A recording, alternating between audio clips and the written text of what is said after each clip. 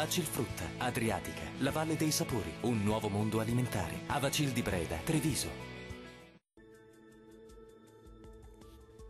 Qualche disturbo sulle nostre regioni, specie nella seconda parte della giornata, ma tempo in prevalenza stabile ovunque. Vediamo il dettaglio del 3 gennaio. Sul Veneto locali foschie, nebbie e nubi basse al mattino, ma in rapido dissolvimento. Meglio sui restanti settori con ampio soleggiamento, il cielo sarà sereno o poco nuvoloso ovunque.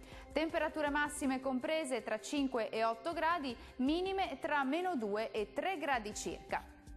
Spostiamoci ora a vedere la situazione del Friuli Venezia Giulia.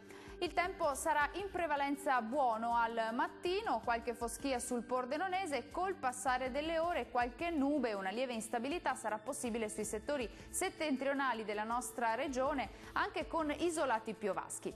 Le temperature massime saranno comprese tra 6 e 11 gradi, minime tra 1 e 4 gradi circa.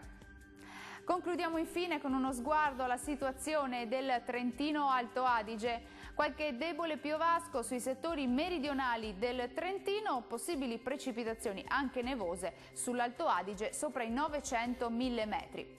Temperature massime comprese tra 1 e 6 gradi, minime ampiamente sotto zero tra -8 e -2 gradi. Il mare sarà generalmente poco mosso, i venti moderati da nord-ovest, localmente deboli sulla laguna di Venezia. Dal meteo di Antenna 3 è tutto, arrivederci.